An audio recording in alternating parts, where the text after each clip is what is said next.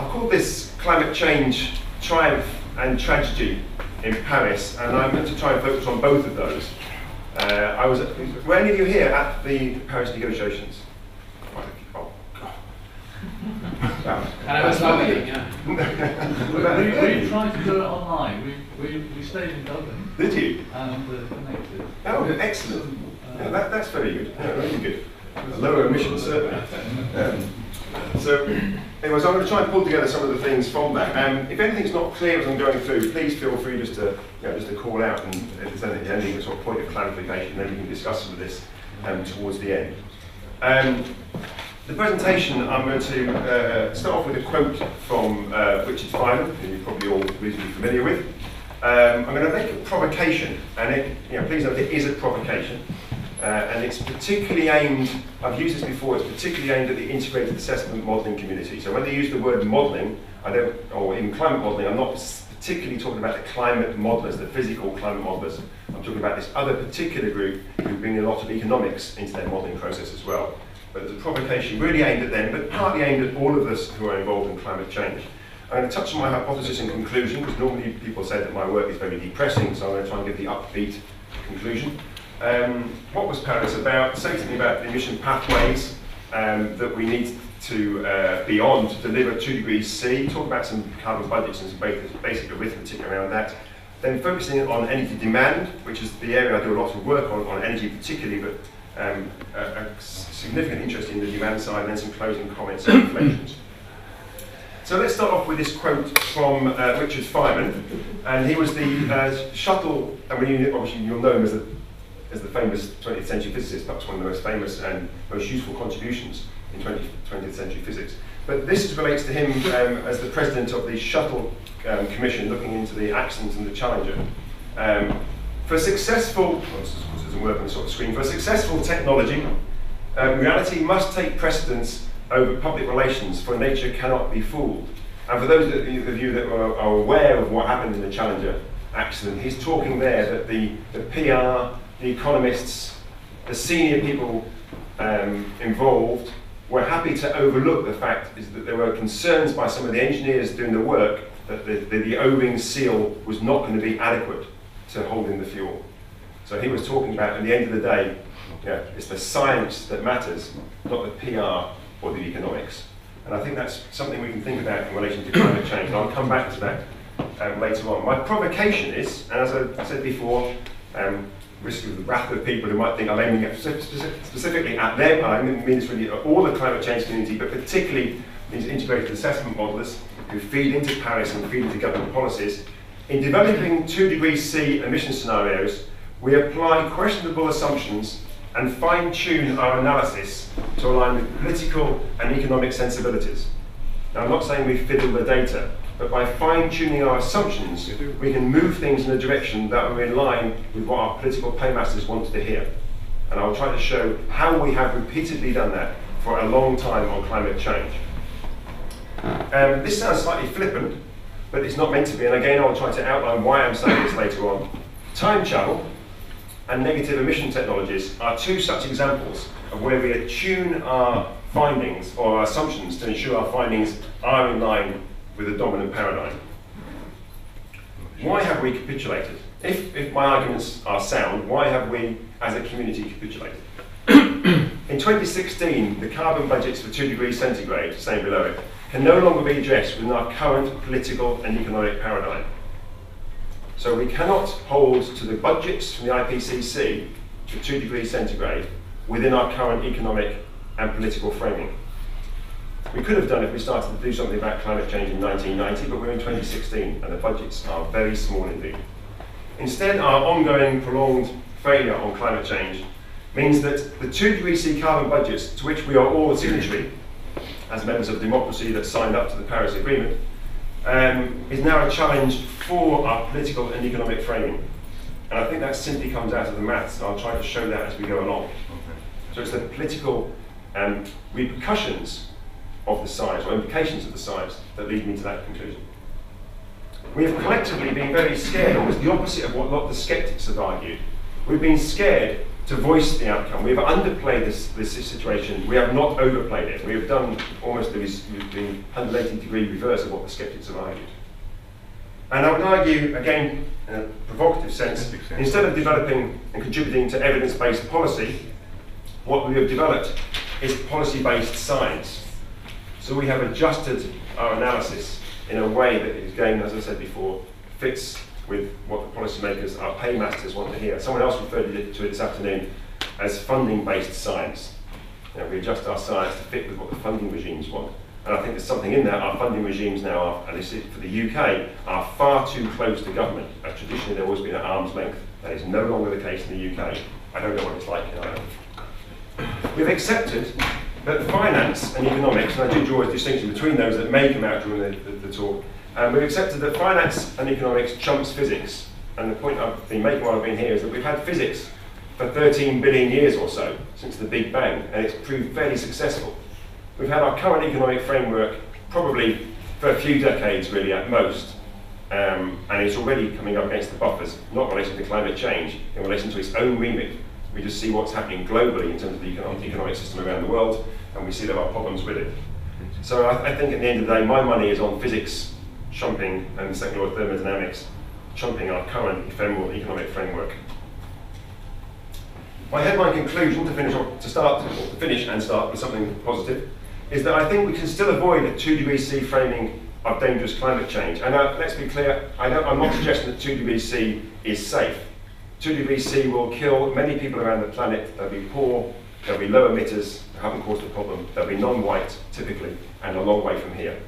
So there's a very clear group of people who will be impacted at 2°C, which is why, of course, in Paris they were arguing for 1.5°C temperature increase rather than 2.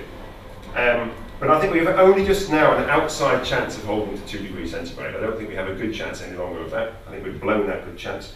And the final line here relates it to actually the economic framing of society. I think actually you can avoid dangerous climate change or the 2°C framing in line with economics as it was originally defined.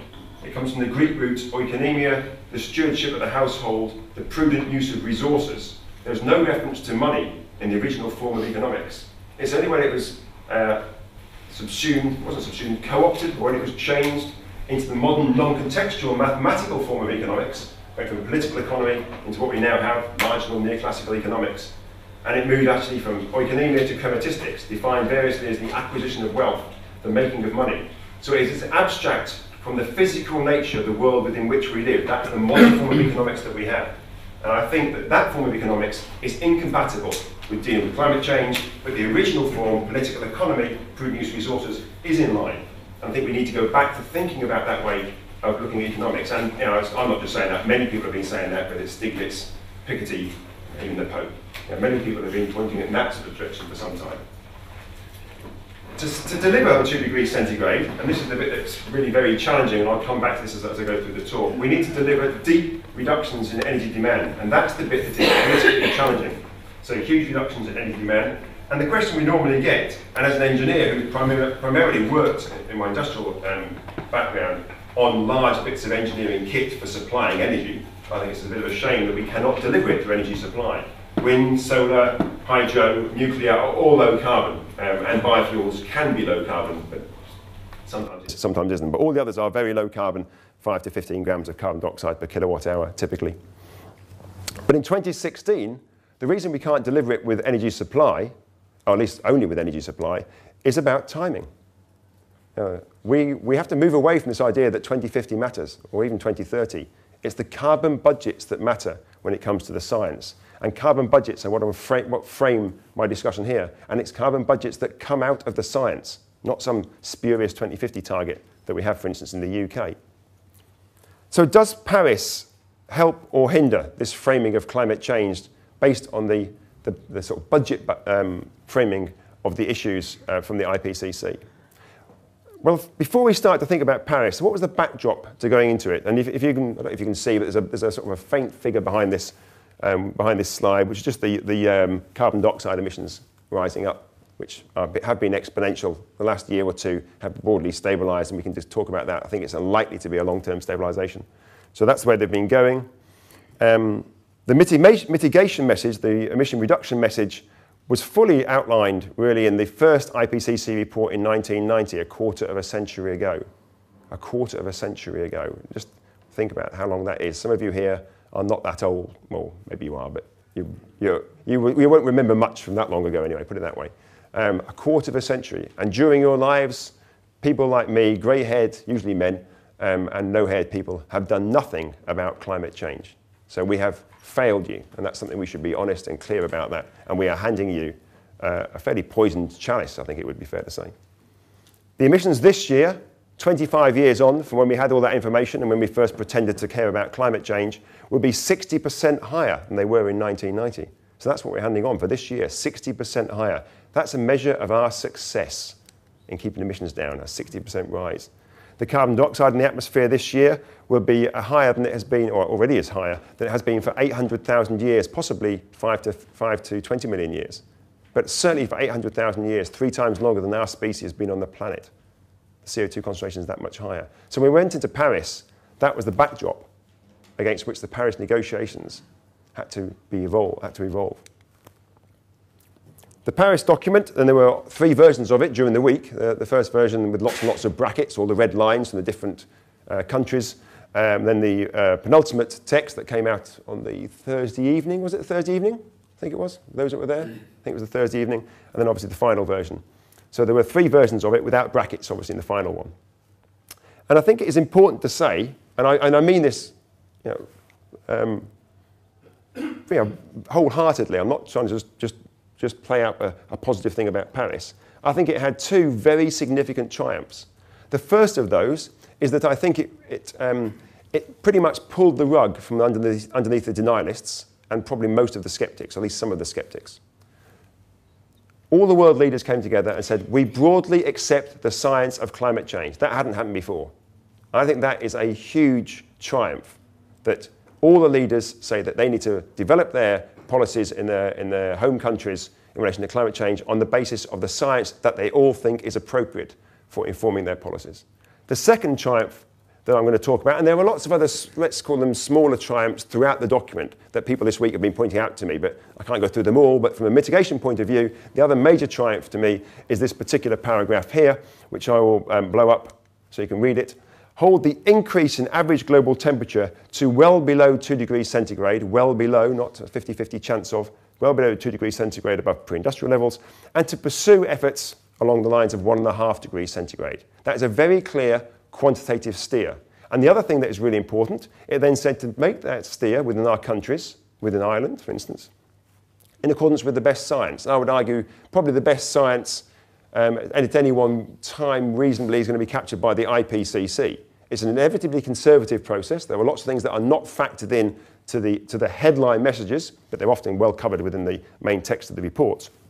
But that, I think, is the best science that we have. And also on the basis of equity. In other words, poorer parts of the world will be able to peak their emissions later than the wealthy parts of the world and should be given more leeway in reducing their emissions in terms of time. And obviously also to eradicate poverty. So this second triumph I see related to well below 2 degrees C, or 1.5 degrees C as well. Based on the best science, that gives us very clear carbon budgets.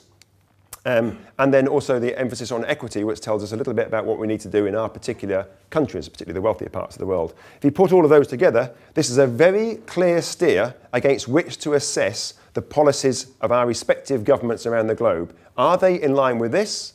If not, it is the role of civil society to ask the policymakers why they're not in line with what our leaders have signed up to. So there's a very clear move or opportunity here for quantitatively assessing the policies of our leaders. Not just the leaders of our governments, but those in companies, the VCs of universities, and even perhaps our own lives. So right across the board, this helps us understand the scale of the challenge quantitatively.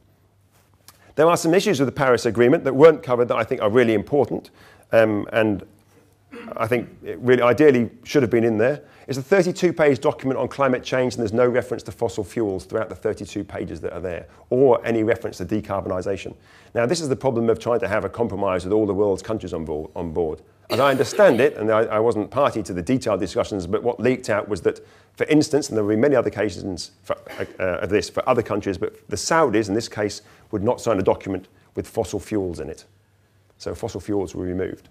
No decarbonisation in there, no reference to aviation and shipping. The emissions from those two sectors are the equivalent of the UK and Germany added together and are growing at very rapid rates, and both sectors think they'll at least double by 2050. In the UK, they represent about 14 to 15% of UK's carbon dioxide emissions, 14 to 15%, and no one accounts for them. They're not included in our national inventories. They're only in a memo that we may attach when we hand it on to the UNFCCC. The voluntary pledges, the INDCs that we all submitted, if you add them together, they're often said to refer to linked to a 2.7 degrees C warming. I think that is misleading. That assumes a lot of significant optimism from the people that have made that assessment in terms of what happens post-2030. The INDCs, the pledges, only go up to 2030, really only from 2020 to 2030.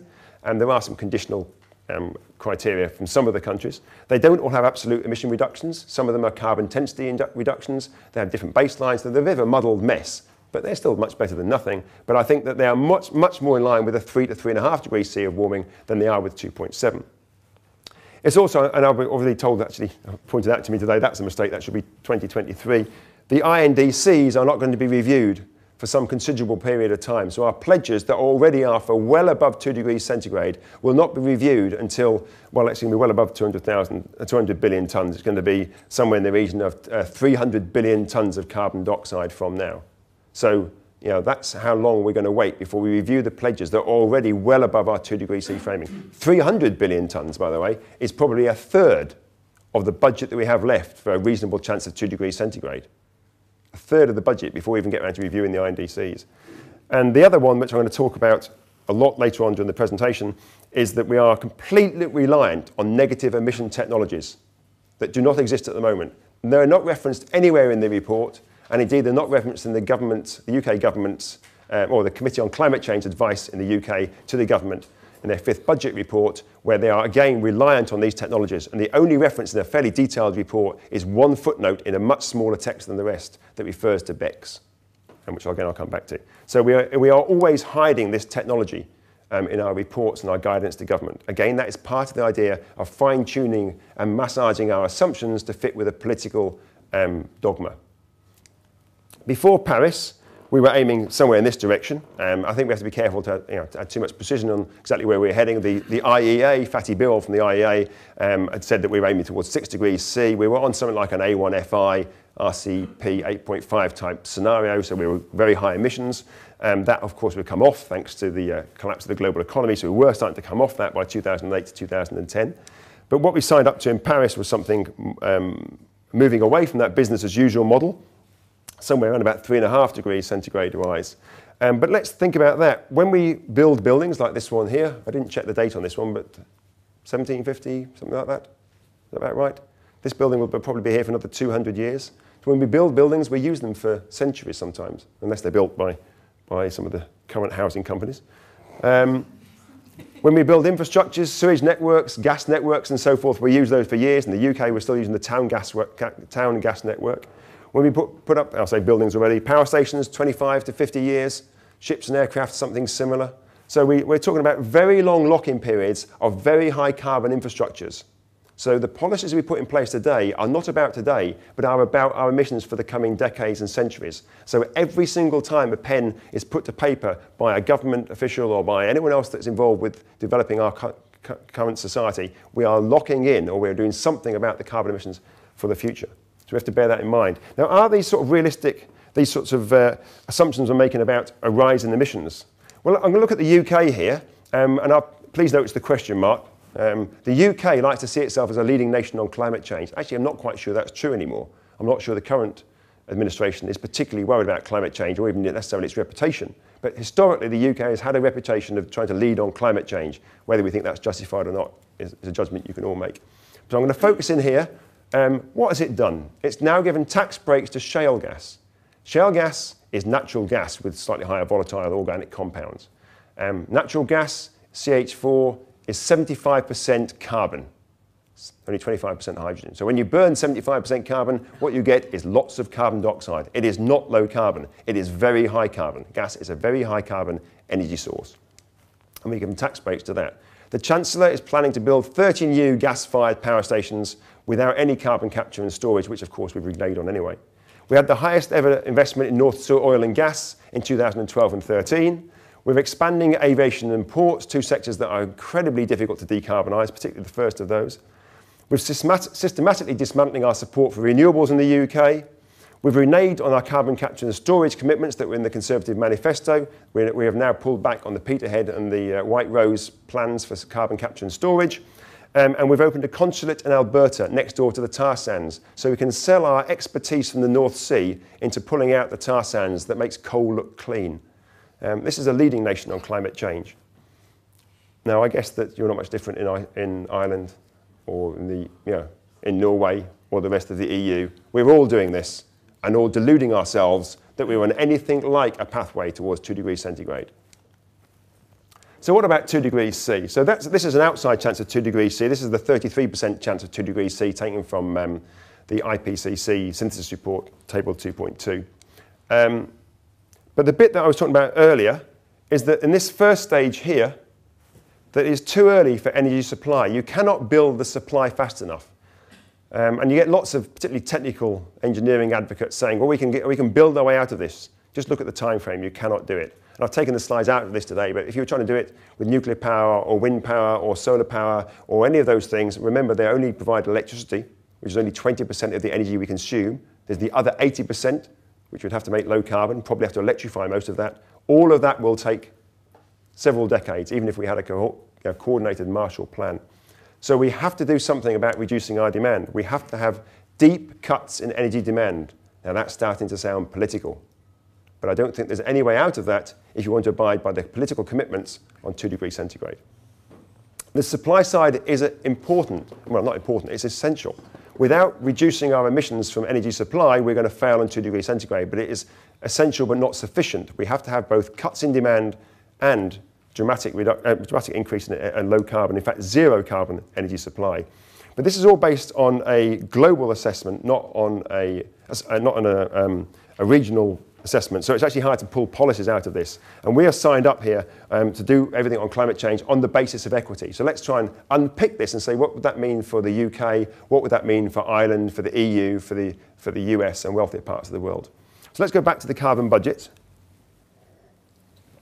from the IPCC. I'm not going to go through this in any detail, but you get lots of tables like this.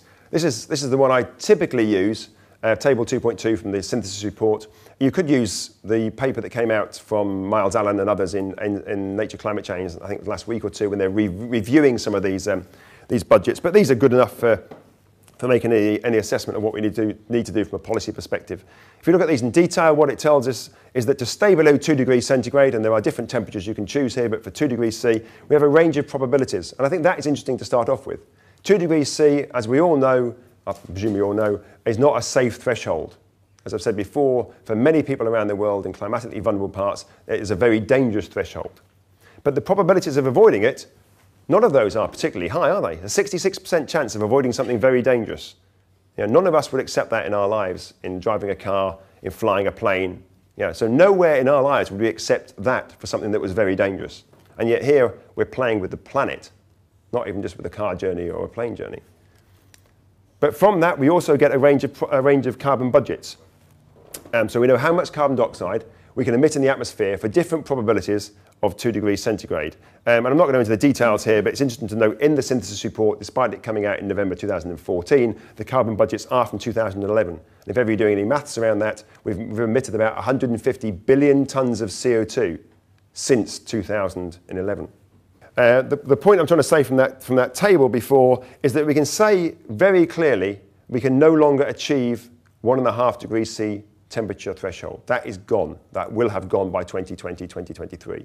So by the time we review our pledges, we'll have used up all of the carbon budget for the 1.5 degrees C temperature threshold, according to the IPCC, given the fact that we emit 36 billion tonnes of CO2 from energy and 40 billion tonnes of CO2 in total at the moment. So 1.5 degrees C, no chance. Why was it in there? It was in there, if we were really honest about this, a sop to the poorer parts of the world, to salve our conscience. That's why we had it in there, which is quite a sad indictment of our real concern for other people on the planet. For 2 degrees centigrade, 66% chance of that temperature has gone. We've lost that opportunity now. We cannot hold the 66% chance. A 50% chance, if you look at the carbon budget, would require a warlike footing. And I've already asked here in Ireland, was climate change at the forefront of the recent elections? No, no one thought it was here either. It's not in the UK, over the EU, and I doubt it will be in any of the elections and discussions in the near future. So none of us see climate change. Even if we work on it a day-to-day basis, we don't see it like that. We don't see it as that serious an issue as yet. So that's the 50% budget blown. All we've got left now, and we've just got it, is an outside chance of 2 degrees centigrade, an outside chance of avoiding something that is very dangerous, having already chosen to blow the budget for 1.5 degrees C.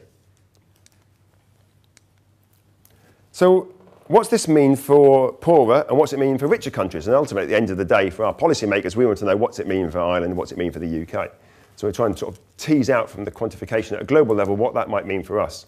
Well, a simple method here, without any fancy integrated assessment modelling approach, just simple arithmetic. We have a carbon budget for a 33% chance of 2 degrees centigrade taken from the IPCC. We can make certain estimates about the emissions from the poorer parts of the world in relation to when their emissions peak and then the rate of reduction that they come down from that peak. And therefore, we can work out their carbon budget. We subtract 2 from 1, and we have the carbon budget left for the wealthy parts of the world. So fairly non-controversial bit of arithmetic. Let's assume that the wealthy parts, the poorer parts of the world, the industrializing parts of the world, which are dominated by China here from an emissions perspective, that they can collectively peak their emissions by 2025. Their emissions will stop going up by 2025. I think that is viable. None of them thought it was viable in Paris. They all think it's 2030 for China, 2040 for India and beyond. But I think China's emissions could easily peak by 2025, possibly even earlier. So I think that is doable, but challenging. And there's a recent LSE report suggesting that seems to be something that is viable. But the next part is way beyond what anyone is talking about at the moment. Let's imagine then that they could achieve a mitigation rate of 10% per annum. Now that's an absolute mitigation rate. So their economies are growing at 6% per annum. That's a 16% reduction or improvement in carbon intensity every single year, year on year. Remember, this is for an outside chance of 2 degrees C. I'm looking at this. They would have to fully decarbonize their energy system by 2050. That's planes, trains, ships, everything. By 2050. We can work out the carbon budget from that, fairly straightforward to do. And you can take it off the carbon budget that we have from the IPCC for 2 degrees centigrade. You can take the full range if you want to, right across the climate sensitivity range. It won't make much difference to results. And you end up with something, and actually it would be higher than this. This is slightly out of date now. We're looking at where we are in the process of redoing this. About a 10% reduction in emissions year on year for the wealthy parts of the world, for an outside chance of 2 degrees centigrade. This is just IPCC science and numbers and arithmetic. That's all it requires here. That's the equivalent to a 50, so I don't know what Ireland's target is for 2020, but we'd have to have a 50% cut in Ireland's emissions by 2050. British has signed up to Copenhagen, signed up to Paris. I assume that's in line with what your governments have agreed? You mean 2020? Sorry, by 2020, a 50% reduction by 2020 compared with 1990. Thank you very much for that. 75% cut by 2025. A 90% cut by 2030, and a completely decarbonised energy system for Ireland by 2035, the same for the UK, for the EU, for the US. This is for an outside chance of 2 degrees centigrade that we all know will be very destructive to poorer people elsewhere on the planet and probably affect very significantly people living even in Ireland. In a globalised world, we will not be here isolated and insulated from these sorts of impacts. So this is for an outside chance of 2 degrees C. Why are we not hearing this? Why is this not the language you currently hear? What's wrong with the maths? I've given these talks all over the place. No one ever comes back and says there's something wrong with the maths. Broadly, these results, I think, hold. The EU submission, so in other words, the Irish submission or the UK submission to Paris was a 40% reduction by 2030, less than half that is necessary for 2 degrees centigrade. How can this be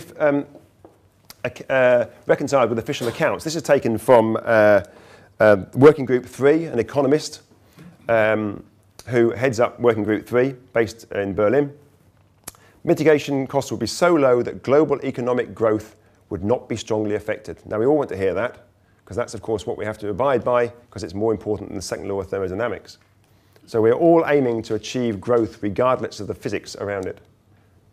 If you go to the UK, to keep to 2 degrees C, we need an 80% cut by 2050, where you can argue about that. The good news is that cuts or reductions of that size are possible without sacrificing the benefits of economic growth and rising prosperity. So Osborne likes that. We all like this. You know, the climate science community likes this because we can carry on doing what we're doing. Everyone likes this message. But how can you possibly reconcile this with the sorts of numbers I was just showing before for an outside chance of 2 degrees centigrade when we've signed up to stay well below 2 degrees C and aim for 1.5? And where's the hole in this? The reason I think that we have managed to reconcile these two to salve our consciences is we are first using negative emission technologies, BECCS, biomass, energy, carbon capture and storage being the most popular of these, and this dominates the integrated assessment models that feed in to the IPCC, or in the UK feed directly in to advice from the Committee on Climate Change to the government. This means basically growing biomass of one sort or another, trees, plants, whatever they might be, switchgrass, miscanthus, willow. As it grows, as these things grow, they will absorb carbon dioxide from the atmosphere.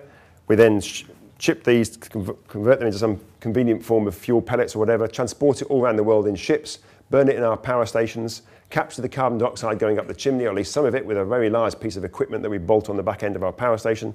We compress, almost liquefy to a phase change state the carbon dioxide, and then we pump it underground and store it there for 1,000 years or so. Now, does that sound in any way reasonable? And I've sort of made the comment the other day, we're doing that because we can't be bothered to find a way of transporting 70 to 100 kilograms of flesh 6 miles to pick up some groceries without attaching to them 1,000 kilograms of car. You know, think of the things that we've normalized in our life. And instead of making changes to those things, we're going to do this. This has never worked at scale. We have no examples of this working, you know, even at the micro scale. There are massive technical and economic unknowns. It simply just may not work, and it'll be very costly. There's a huge efficiency penalty. If it does work at scale, it'd be a 15 to 25% efficiency penalty on the back end of a power station that runs at between 35 and 55% efficient. So this is a very unsophisticated grunt way of dealing with the problem. Limited biomass availability. Everyone wants biomass. Everyone's relying on it as their silver bullet. Aviation is going to be flying on biomass. Shipping is going to be using biomass. 5 to 7% of EU fuel uses biomass. I think that's correct in the cars. We've got to feed 9.7 billion people, depending on where you look at the UN projections from the planet as well. And beyond that, you've got the chemical industry wants biomass for the chemical feedstock. And you've got to have your fingers crossed on the feedbacks, that whilst we put this wonderful bit of kit in place with all the infrastructure, that we won't be hit by the feedbacks of ongoing emissions, relatively high levels of emissions. Things like the melting of the permafrost, the increased emissions of methane being the most obvious example of these feedbacks. If you look at the IPCC scenarios for a reasonable chance of 2 degrees centigrade, then they pretty much all assume you're going to plant out somewhere the size of 1 to 3 times the area of India. So we're not talking about a small planting regime. We are talking about huge levels of planting. You're going to do this year after year, decade after decade. You're going to suck hundreds of billions of tons of carbon dioxide out of the atmosphere and then store it underground somewhere securely for 1,000 years or so. Now, we do not have the oil and gas reservoirs for this. So beyond that, you're looking at saline aquifers. And recent work has shown that actually if you go to saline aquifers, they may not be secure places for the carbon dioxide. So there are lots of issues about this, where there's enough resources out there to store it, and even if you could, whether in fact it may then start to leak. But that all looks quite straightforward compared with the second rabbit in the hat, which is that we have to travel back in time. And I said before, that it sounds flippant, but it's not. We don't have a time machine. And none of us have successfully done this. So why is that embedded in what you think would be completely reasoned and rational approaches for scientists to guide governments? Well, let's look at the IPCC scenario database. There are 400 scenarios in there, of emission scenarios, for a 50% chance or better of 2 degrees C. Of those, 86% assume negative emission technologies will work. The other 14% assume we peak global emissions in 2010 or thereabouts. And the majority, I think it's about 70% of the scenarios for 50% chance or better from the IPCC scenario database assume both negative emissions and that we can peak emissions in 2010. Yeah, that's what underpins the Paris Agreement. That's what underpins the UK government's Committee on Climate Change advice to the British government about its carbon budgets. So I would suggest that this is a good example of how we are massaging and fine-tuning our analysis, or our assumptions rather, to deliver something that most of us know deep down is misguided and misleading, but it keeps us all happy in between. It is a collective delusion of all of us who work in this area. So Paris, many academics, most of them, well, all of us to some degree, politicians, rather than focus on urgent and deep mitigation now, because that has huge, challenging political and economic repercussions, we're relying on non-existent negative emission technologies in years to come to suck CO2 out of the air. That's what we are collectively doing as a rational 20th century society. So I go back to Richard Feynman. For successful technology, reality must take precedence over public relations, for nature cannot be fooled. I think we are very clearly trying to fool nature.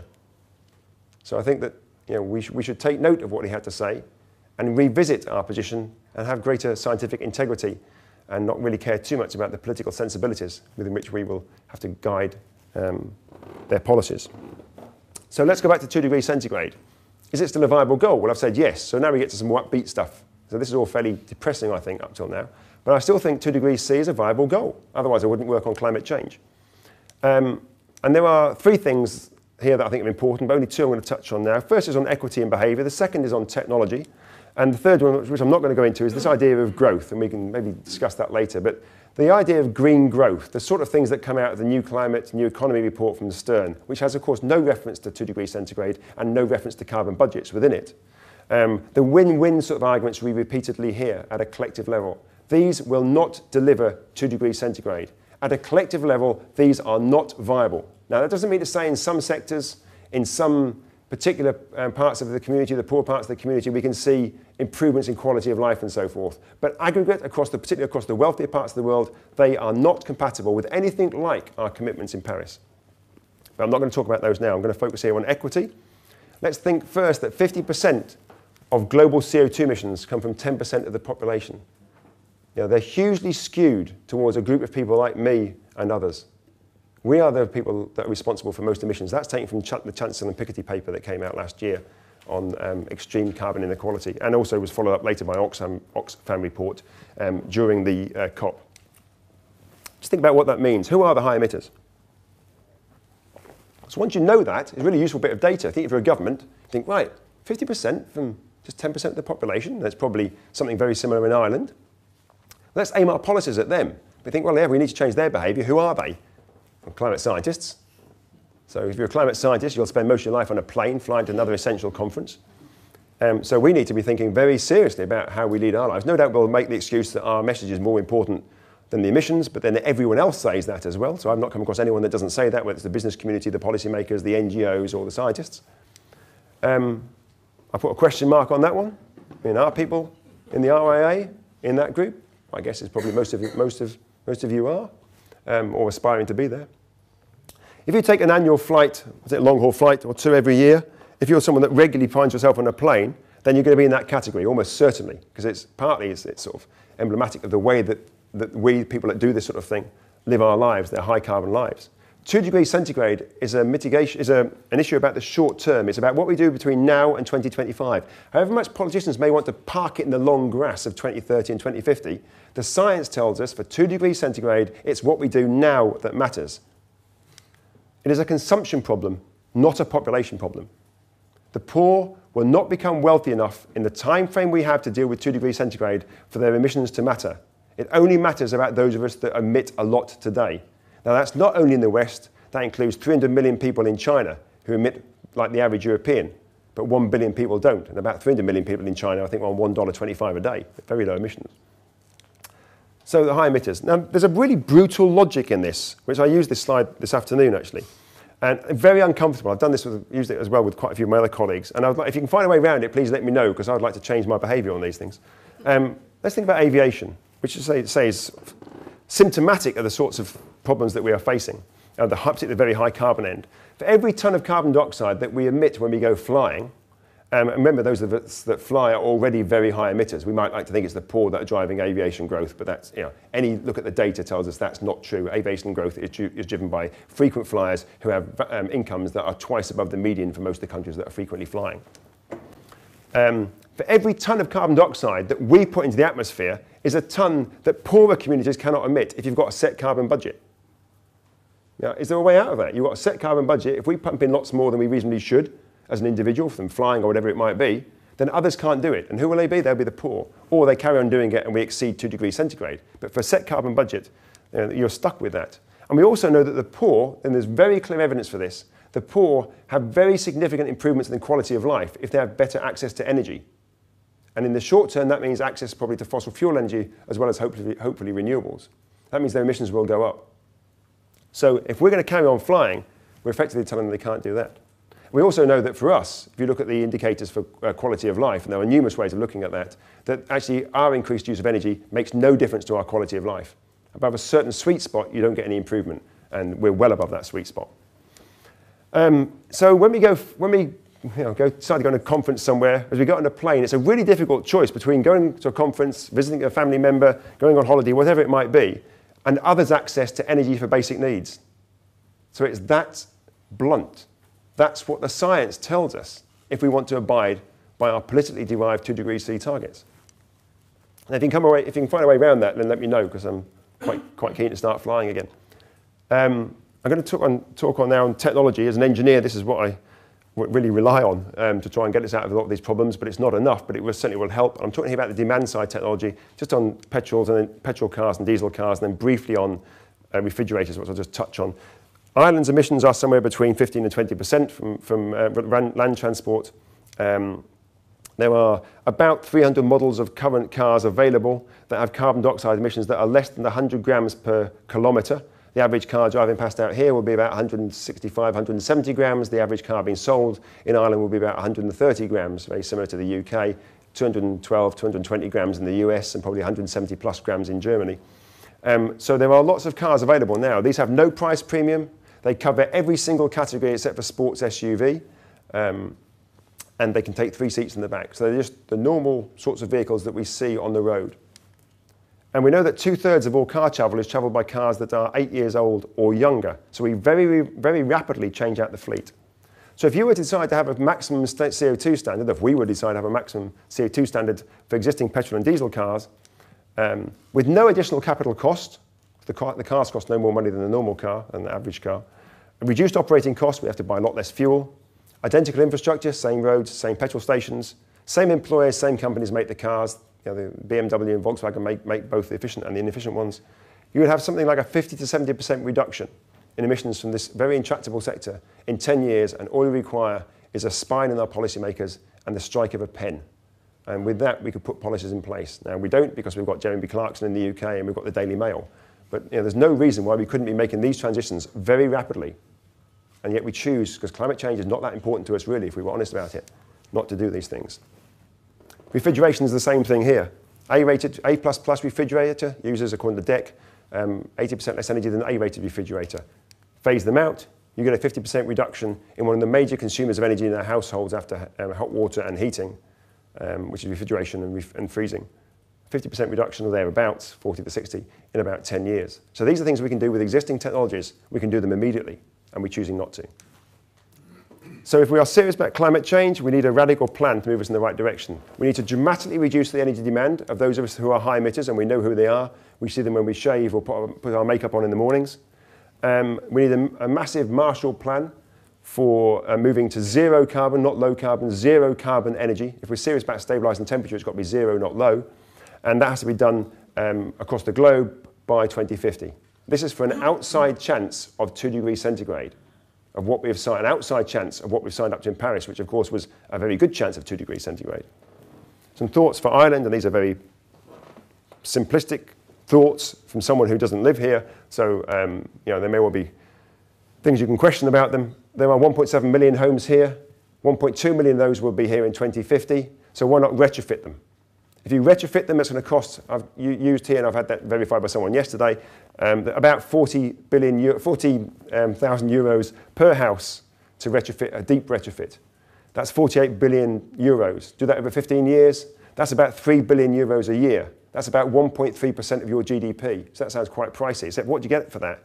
You get really good training and massive employment for people who are relatively low skilled. You have 9% unemployed. Probably most of those are low skilled. They could have jobs. They could no longer be requiring unemployment benefit and all the health issues that go with that. They could have jobs retrofitting their houses that you have in Ireland. Oh, and we have the same argument in the UK as well. You would eliminate fuel poverty. That's 200 to 300,000 homes. Their kids would no longer have bronchial problems from the spores of fungus in their damp homes. You would make those houses resilient to a changing climate, and you would make the houses also, or the occupants, resilient to volatile fuel prices, because now the fuel prices will be very low. You get about a 70% reduction if you did it well, maybe higher in the emissions from those properties. Introduce a maximum CO2 standard for all your vehicles and move towards electrification. My understanding is, I've been told quite a few times, that you have a very good charging system or charging appliances around Ireland, but you don't see any electric cars. So you've got the appliances there for charging them, but you don't have the cars. You've got the stations for charging them. So we need to have a big increase in electric cars. Why not make sure that all public sector vehicles that are purchased now that can be electrics and not maybe HGVs and so forth are electric? So you lead by example. Stringent efficiency standards on all electrical equipment. Start with government procurement. You could be doing that with everything that we buy. And I think we need to be pushing the EU to make sure that all our standards are along the lines of the top run approach in Japan. I recommend looking at what they've done in Japan over many decades now. So if you did all of that, I think you could power down the energy system in the wealthy parts of the world by about 40 to 70% in about 15 years. Now, that sounds ridiculous, but it depends whether we think climate change is a serious issue. My guess is most of us don't. But we could make that reduction if we thought it was really that important. The supply side, a huge electrification program. 80% of the energy we consume is not electric. And actually, it's very hard to imagine what that would be that would be low carbon. Biomass, biofuels, if you can get it sustainable and low carbon, or hydrogen, which would probably be produced through electrolysis anyway, maybe thermal decomposition. But you're talking about really having to electrify the energy system. And that means the grid has to be, even if you powered down the demand, would still have to be probably somewhere in the region of 2 to 3 times bigger than it is today. Roll out smart grids, intelligent metering, community energy, and all those good things that help us deal with intermittency to one degree or another. Phase out your peat stations. You know, one of the wealthiest countries in Europe, one of the most educated countries in the world, is burning peat in power stations. You're a very wealthy nation. You are very well educated. You've got a huge renewable potential. You're very much like the UK, only slightly better educated, you know, and slightly wealthier per capita. You know, you're the same as Norway in that sense. So why is it we're not using our renewable potential? Why are we not using the things that we have around us that allow us to move to very low carbon energy fairly rapidly? Why are we not doing that at anything like the sort of pace we would need? Put solar panels on your southwest facing roofs in homes here, which would not be that pricey. That will generate 1/3 of your current electricity demand, there or thereabouts. Now, it will be intermittent, but it's very reliable on a yearly basis. You know exactly what the price will be over the year, and you know pretty much how much you're going to get over the year. So it's much more reliable in terms of a price than it is for any of the fossil fuels. And you think about indigenous biogas and biomass. Now, I've been told this isn't quite so viable for Ireland. You know, I'll take people at their word on that. It'd be interesting to look at that in a bit more detail, but that might help us overcome some of the intermittency issues. But they are much less than intermittency issues than most people think on renewables. Once you've got cars on the grid, heating on the grid, once you've got demand-side management, intelligent metering and so forth, you significantly reduce the intermittency issues. So some policy issues. Progressive metering tariffs. We have a rebound effect. When we're energy efficient, we spend the money that we save on jet skis and holidays. So our emissions just don't go down overall. So we have to go beyond efficiency. We have to find ways to stop people using the money they save just to spend more energy, spend things with more energy in them. Now, that's not true for the poorer. We want those people to actually improve the quality of their lives, and that does mean that their energy consumption will go up. But if we have progressive metering tariffs, the price goes up, the more you consume. That helps the equity issue, and it helps the rest of us avoid the rebound effect. Stringent efficiency standards across the board. A moratorium on hydrocarbon developments. You should not be developing here your offshore oil and gas industry, and you should not be developing any fracking. And nor should the UK. We should be closing ours down and using our expertise to build offshore wind turbines and other, the tidal Barrow scheme in the Severn. So we should be using the expertise for doing things that are low carbon. Have a moratorium on airport expansion. Challenging for an island, but we're an island in the UK. It's difficult. But we have to do that, again, if we're serious about climate change. Adopt a low discount rate. The Treasury book in the UK, the Green Book, has a 3.5% discount rate. That fundamentally changes investment opportunities. It makes for instance, onshore wind turbines considerably cheaper than combined cycle gas turbines, because it actually says the future costs matter. As if you use a high discount rate, it doesn't care about the costs after about 5 years. And I put this in brackets, it's not my area, but very clearly in Ireland, you have, I think it is about a third of your emissions are from agriculture. That sector has to be dealt with. You cannot solve climate change with the world reckoning it's got these special sectors. Aviation's special, shipping's special. You know, people think their countries are special. You know, every sector's got to reduce. So we think about agriculture here, it needs to have emission reductions that are dramatic, real and absolute. Not just about efficiency, it's absolute reductions in greenhouse gas emissions. Challenge for science and academia. We should always be scientifically robust, but with some humility that we will from time to time get things wrong. We need to be transparent in our analysis, vociferous about our conclusions, disregard political sensibilities and vested interests. They are not our interest when we work in universities. If you're academics or scientists working this, it doesn't matter whether people like or dislike your conclusions. It doesn't matter whether it's challenging for them with their policies. Our job as scientists is to inform them of our analysis clearly and bluntly. So we should be advocates for scientific integrity and for very clear communication. And that is our role in informing a shift towards a 2 degrees C energy system and indeed society more generally. So on that final slide, thanks for listening.